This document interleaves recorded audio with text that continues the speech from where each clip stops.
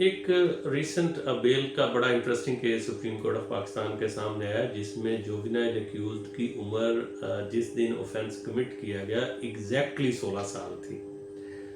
जो सेक्शन 6 है juvenile justice system act का, वो बेल के साथ डील करता है। जो 6 का सब सेक्शन 3 है वो ये कहता है कि अगर 16 साल से उम्र कम हो और जुवेनाइल ने कोई ऐसा ऑफेंस कमिट किया हो जिसकी सज़ा 7 साल से कम हो तो बेल जो है वो मैटर ऑफ राइट है। अच्छा, अगर उसकी उम्र 16 साल से ज़्यादा हो और उसने ऑफेंस ऐसा कमिट किया हो कि जिसके अंदर सज़ा 7 साल से ज़्यादा हो सकती हो, तो ऐसी सूरत में बेल मे बी डिनाइड, ये वर्ड है, यानी कि कोर्ट जो है वो बेल रिजेक्ट भी कर सकता है। अब ये बड़ा इंटरेस्टिंग केस था जिसमें जो मुलजिम है वो एग्जैक्टली 16 साल का था और ट्रायल कोर्ट ने भी उसकी बेल को खारिज कर दिया। ऑफेंस सीनियस था, ट्रायल कोर्ट ने भी उसकी बेल को खारिज कर दिया और हाई कोर्ट ने भी उसकी बेल को खारिज कर दिया।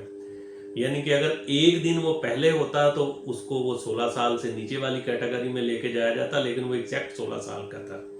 सुप्रीम कोर्ट ने, और इंटरेस्टिंगली सुप्रीम कोर्ट का जो बेंच है उसमें हमारे साबका चीफ जस्टिस भी काजी फायज ईसा साहब और मौजूदा चीफ जस्टिस याहिया अफरीदी साहब दोनों शामिल थे।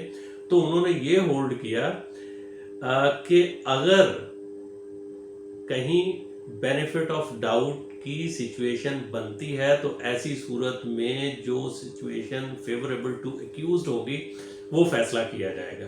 एग्जैक्टली कि if there are two possible interpretations of a provision of the law, the one favourable to the accused is applicable and all the more so when the accused is governed by a special law. यानी कि आम हालात में भी favourable interpretation होगी और अगर वो स्पेशल लॉ है जैसा कि एंटी टेररिज्म एक्ट हो सकता है, जुवेनाइल जस्टिस सिस्टम एक्ट है, तो उसमें कोर्ट वो इंटरप्रिटेशन करेगा जो जुवेनाइल एक्यूज्ड जो है उसकी जो फेवर में जाती हो। तो यहाँ पे कोर्ट ने जो है ना वो इस बुनियाद के ऊपर बेल ग्रांट की।